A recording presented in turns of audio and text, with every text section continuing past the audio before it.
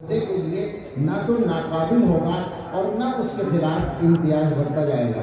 Number 3, इस दफा का कोई अम्र पार्लियामेंट के ऐसा कानून बनाने में, ये उससे मुताल्लिक है कानून साजी से, हक आज़ादी के उन्वान के तहत एक हक है कि तमाम शहरियों को हक हासिल होगा। दफा 19 है, अलिफ तकरीर और इजहार की आज़ादी का, बा अमन पसंदाना तरीके से और बगैर हथियारों के जमा होने का, जीन अंजुमने या यूनियन कायम करने का, दाल भारत के सारे इलाके में आज़ादाना नकलो हरकत करने का, हाँ भारत के इलाके के किसी हिस्से में बोदोबाश करने और बस जाने का, और किसी पेशे के इख्तियार करने या किसी काम धंधे, तिजारत या कारोबार के चलाने का, ये हक़ आज़ादी है।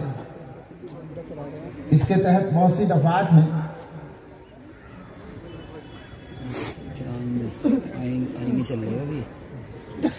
एक है दफा 25, मजहब की आज़ादी का हक।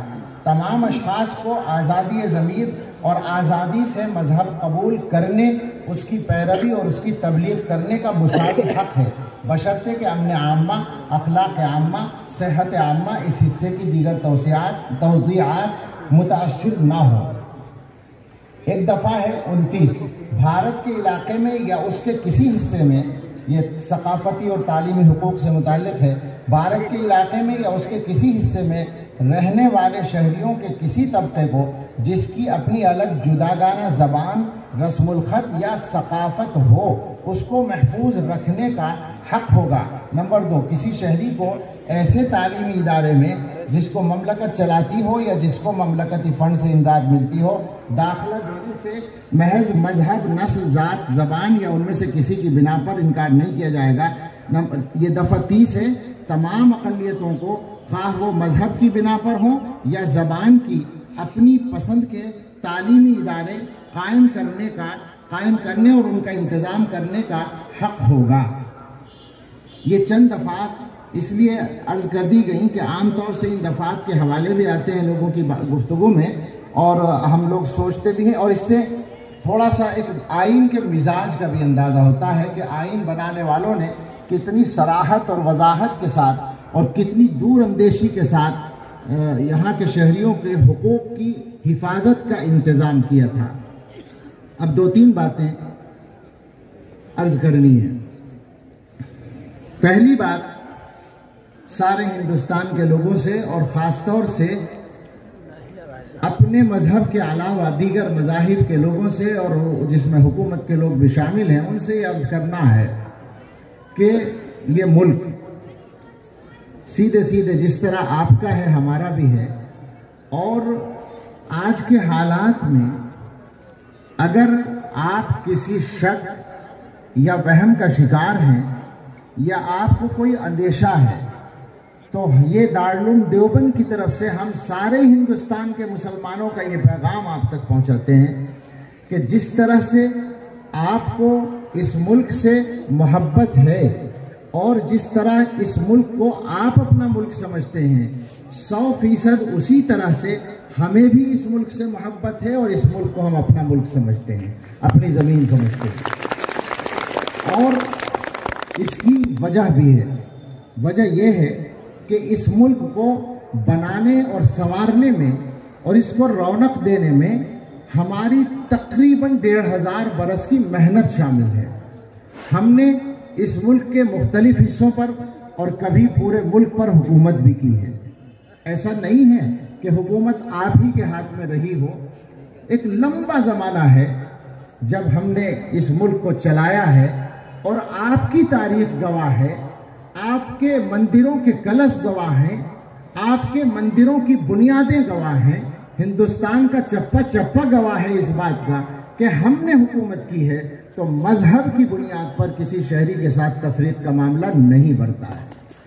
ये तारीख है, और ये तारीख तमाम बादशाहों की तारीख है।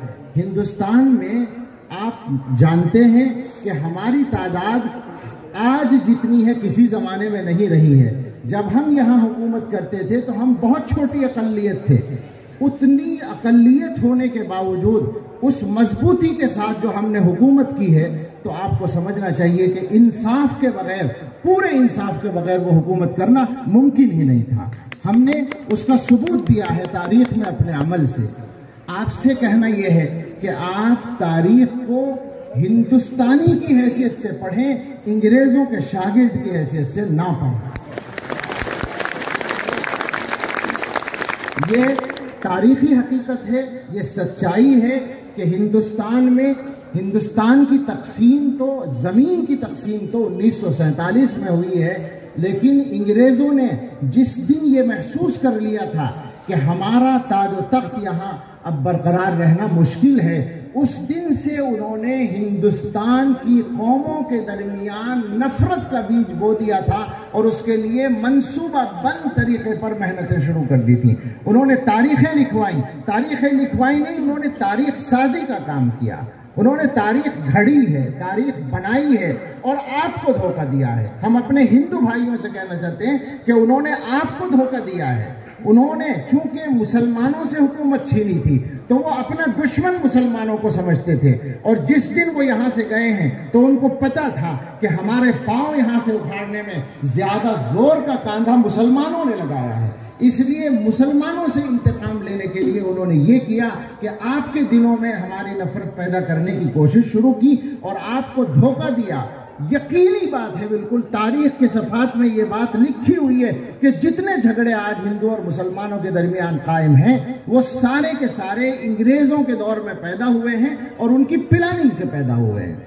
हम अपने हिंदू भाइयों से ये कहना चाहेंगे कि तारीख को जरा हम ये नहीं कहते कि आप मुसलमान की नज़र से पढ़ें, तारीख को फ़कत हिंदुस्तानी की नज़र से दोबारा पढ़ लें, आपके ख्यालात ठीक हो जाएंगे।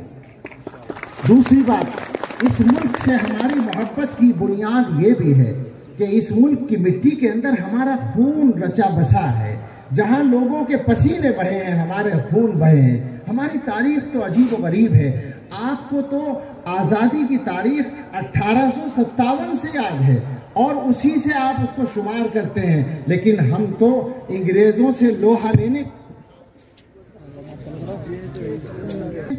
लेने के मैदान में 1754 से मैदान में थे, जबकि हिंदुस्तान की मरकजी हुकूमत हमारी बाकी थी, मुगलों की सल्तनत चल रही थी। लेकिन बंगाल में अंग्रेजों ने अपने कदम जमाए थे और वहां सिराजुद्दौला के नाना अली वर्दी खान ने सबसे पहले मैदान जंग में उनका मुकाबला किया था और उसके बाद 1757 में सिराजुद्दौला ने पलासी के मैदान में अंग्रेजों के मुकाबले में शहादत हासिल की थी। फिर 1799 में टीपू सुल्तान शहीद रहमतुल्लाह अलैह ने हिंदुस्तान को और सारे हिंदुस्तानियों को जिंदगी का एक पैगाम दिया था और उसके बाद 1804 में सैयद अहमद शहीद और शाह इस्माइल शहीद ने बालाकोट के मैदान में मुकाबला किया था अंग्रेजों के हलीफों का, और उसके बाद ये सिलसिला चलते चलते 1857 तक पहुंचा था, जहां मेरठ से तहरीक आज़ादी का आगाज हुआ और हमारे आखिरी बादशाह, बूढ़े बादशाह बहादुर शाह जफर ने अंग्रेजों के खिलाफ जंग की क़ियादत शुरू की। और वो तो हमारा